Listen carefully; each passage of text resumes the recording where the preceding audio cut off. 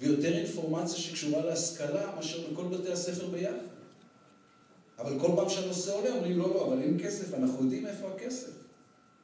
הכסף קבור בחינוך הפרטי, אצל החרדים. יש חוק נהרי 1 ויש חוק נהרי 2, ויש בתי ספר שלא מלמדים שום דבר, שמסרבים לקבל אליהם את לימודי הליבה, מקבלים 100% תקצוב, לפעמים יותר מזה. ולפי כל מי שמתעניין יודע שבשנה האחרונה 48% מהתלמידים שנכנסו לכיתות א' היו או חרדים או ערבים. חצי. אני כבר לא רוצה לחשוב מה יקרה עוד 18 שנה, מי ילך לצבא. אז כמובן שזה בעיה. וכל אלה, כל מה שאמרתי עד עכשיו, זה בעיות אמיתיות, וזה בעיות שדורשות טיפול, ואין פתרונות כסף. יש רק מלחמת חפירות אמיתית וקשוחה ברבת שנים. השאלה היא מאיפה מתחילים, או אם לדייק את זה יותר, האם יש בעיה מרכזית? האם יש בעיה מרכזית, יסודית, שהיא המקור של כל הבעיות האחרות? האם יש מקום אחד שבו אנחנו אמורים לנהל את המלחמה הזאת, כדי שבנסיבות הקיימות כל אחד בוחר את הבעיה שבא לו עליה? כל אחד בוחר את הבעיה שמוצאת חן אליו, או כל אחד בוחר את הבעיה שיכול לטפל בה. ובאותו זמן כל אחד יודע בסתר ליבו, או לא כל כך בסתר ליבו, שזה לא מספיק. אז אני טוען שכן. אני טוען שיש בעיה אחת. יש בעיה אחת גדולה ומהותית, שאם ניגש אליה ונטפל בה, אז דרכה נגיע גם לכל הבעיות האחרות. הבעיה הזאת קרויה מדינת ישראל. כי כל הדיון על החינוך, שהוא דיון חשוב ודיון הכרחי, ורק דברים טובים קרו מאז שהוא הוצף כלפי מעלה. וכינוס כמו הכינוס הזה הוא דוגמה מצוינת. הוא במובן מסוים דיון ריק, מפני שהבעיה האמיתית שלנו היא שהילדים שלנו לא גדלים בחלל ריק, הם גדלים במדינת ישראל.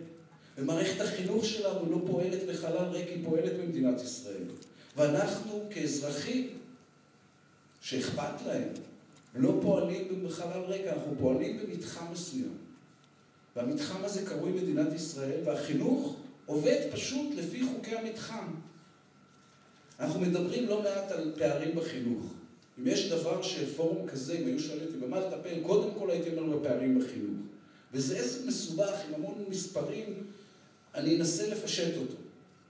בשביל שתלמיד בירוחם או באופקים, או בשכונות הפחות טובות באשקלון, יקבל את אותו חינוך, כמו תלמיד בתל אביב או בחיפה או בשכונות היותר טובות באשקלון, הוא צריך לעשות מה שעושות כל המדינות המתוקנות בעולם, להפעיל, זה נקרא תקן דיפרנציאלי לתלמיד לפי מדד שטראוס, שמעלה את אחוז התקציב של אפליה מתקנת ל-26%.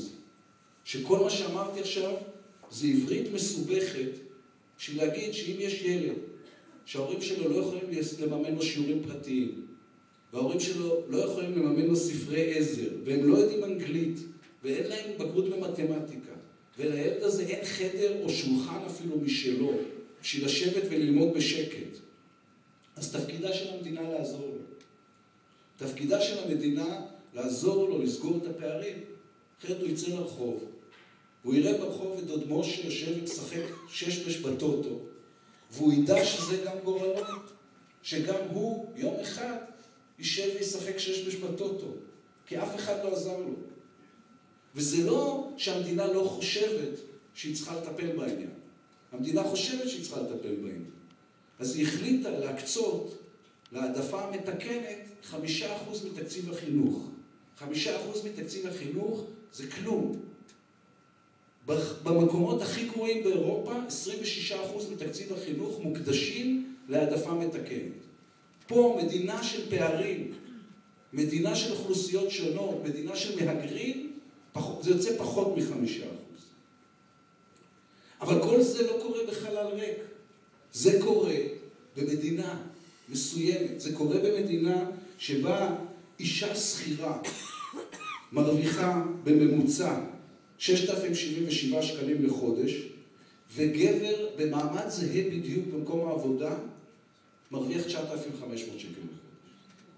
וזה קורה במדינה שבה אשכנזים מרוויחים 38% יותר ממזרחיים. וזה קורה במדינה שבה במשך 62 שנה לא מצליחים לבנות רכבת לבאר שבע ולנתיבות ולאופקים. כי זה עניין של סדר עדיפויות. מדינת ישראל קנתה השנה 30 מטוסי F-35. אם הייתה קונה 20 מטוסי F-35, אז היה רכבת לבאר שבע ולאופקים ולנתיבות. כי זה סדרי עדיפויות. זה קורה במדינה שבה השכר של עובדת סוציאלית שאני מכיר, מבית שאן, שהיא עובדת בבית חולים סיעודי, וחצי מהזמן, מה שהיא עושה זה לעזור לאחיות לנגב את התחת, תסלחו לי, של קשישים סיעודיים, מרוויחה 4,200 שקל לחודש.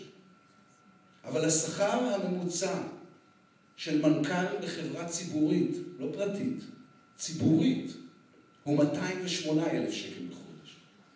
אז אין פערים בחינוך. יש פערים במדינה, והחינוך נמצא בתוך המדינה, ואין דרך להפריד בין הדברים. אנחנו מדברים על שכר המורים, ועל מעמד המורים, ועל רמת המורים. המורים האלה לא צומחים מן העין. מורים הם עובדי מדינה. הם טובים בדיוק כמו המדינה ששולחת אותם לעבוד. כל מי שמדבר על שכר המורים, תמיד מזדרז להסביר שזה לא עניין רק של שכר, כי להיות מורה זה שליחות. והמורים כבר רוצים לצרוח כשהם שומעים את העניין הזה של השליחות. אפשר לחשוב שהמורים שלנו עובדים וחיים במדינה שבה כל אחד קם בבוקר ושואל את עצמו איזה שליחות יש לי היום. האנשים היחידים שבאמת ברצינות שואלים את עצמם איזה שליחות יש לי היום במדינה היום, זה שליחים בסופר. המורים האלה חיים במדינה שמתעסקת מהבוקר עד הערב בכסף, שמעריכה רק כסף, שמזמן כבר מחמתת את הערכים הכי בסיסיים שלה בכסף. תראו ומה שקורה כל פעם שמנסים לקצץ בשכר עובדי הקבע, או לשנות את החוק, האידיוטי, שאומר שרואה חשבון שעובד בקריה, אם הוא עובד בשביל צה"ל, יוצא לפנסיה בגיל 44. מיד קמים אנשי משרד הביטחון ומסבירים לנו שאם נשנה את החוק, אז האנשים הכי טובים יברחו להייטק. למה זה מתקבל על דעתנו כשמדובר באנשי צבא, ולא מתקבל על דעתנו כשמדובר במורים? למה תמיד המורים? אנחנו יכולנו לדבר על שליחות במדינה שבה הנשיא גר בצריף, וראש הממשלה ירד לגור בבקתה בנגב, והרמטכ"ל כשהוא היה יוצא לשישי שבת, הוא היה עובד בפנחה בקיבוץ. אבל המורים שלנו חיים במדינה שבה שר הביטחון גר במגדלי אקירוב, ראש הממשלה יש לו וילו בקיסריה, והרמטכ"ל החדש מקבל שטחים במנהל לא תקין ממינהל מקרקעי ישראל. הם חיים בעולם של הגיבורים שלו. קוראים דנקנר ועופר ואריסון, והגיבורים של התלמידים שלהם זה החבר'ה ממסודרים שעשו אקזיט. שאקזיט בתרגום לא ישיר זה לעשות מכה. הם המציאו המצאה והם עשו מיליונים ויותר הם לא צריכים לעבוד. זה לא, אז הבעיה היא לא הבעיה עם הכסף שמקבלים המורים. הבעיה היא עם הדרך שבה המדינה הזאת כולה מתייחסת לכסף. ואין דרך להפריד בינינו. אנחנו מדברים על המשמעת של התלמידים. ועל העובדה שלמורים אין מספיק סמכות מולם, ועל זה שהורים נכנסים לבתי ספר מתי שמתחשק להם, ועל זה שצריך לתת למנהלים לשלוט בבתי הספר. אבל בתי הספר האלה לא נמצאים בחלל החיצון. הם נמצאים במדינה שאיבדה את יכולתה לתפקד בתור ריבון. שאין לה כבר שום יכולת לקבל הכרעה בשום נושא. מדינה שבה שבט הרבים ושבט המוסול פשוט הכריעו 800,000 דונם בנגב. 800,000 דונם, כאילו יש לנו 800,000 דונם לחלק. אבל המדינה לא עושה כלום בעניין, פשוט כי היא פוחדת. היא פוחדת מהם, והיא שכחה שהתפקיד שלה הוא לפעמים לעשות צעדים לא פופולריים, כי היא רוצה להישאר מדינת חוק. היא פוחדת מהם כמו שהיא פוחדת מהמתנחלים בחברון. כי בפעם האחרונה שניסו לעצור יהודי שזרק אבנים על חיילים בחברון, אז עשרות מתנחלים קמו והרביצו לחיילי צה"ל, שגם זה הילדים שלי ושלכם, ולקחו את המתנחל ולא הוגש כתב אישום אחד, כי המדינה הזאת פוחדת. 70% מהחוקים במדינת ישראל אינם נאכפים. זו הסטטיסטיקה האחרונה. אז למורים אין סמכות ולמנהלים אין סמכות, מפני שלאף אחד אין סמכות. מפני שאנחנו איבדנו את היכולת להפעיל סמכות. אנחנו חיים באיזה חיים שיש בהם רק שיח של זכויות ואין בהם שום שיח של חובות. הבעיה של המורים זה לא בכיתות. הבעיה של המורים זה שהם חיים במדינה שבה אני הייתי ברעננה, נסעתי במיוחד לראות את זה, לא יכולתי להתאפק. עשו מאהל מחאה בפארק ברעננה של תושבים צעירים של העיר, שמחו על זה שהמדינה לא מסייעת להם לקנות דירות ברעננה למרות שהם בני רעננה. תחשבו על זה שנייה. הם אומרים למדינה, תקשיבו, אנחנו החלטנו שאנחנו רוצים לחיות על הנדל"ן הכי יקר בארץ, כי ההורים שלנו היו אנשים עמידים, וגם אנחנו רוצים להיות אנשים עמידים.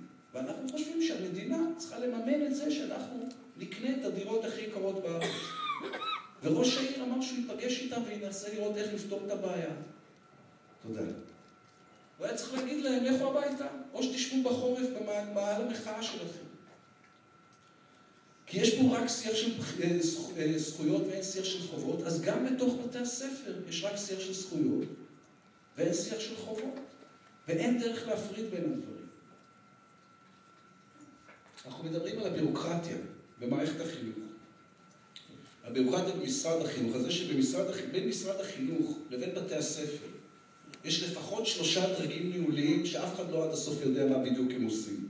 יש מחוזות משרד החינוך, ויש אגפי החינוך בשלטון המקומי, ויש הנהלת רשתות החינוך, ואף אחד לא יודע בדיוק מה, אין מטרות מדידות, אין יעדים מדידים, יש בלי סוף שיטות דיווח.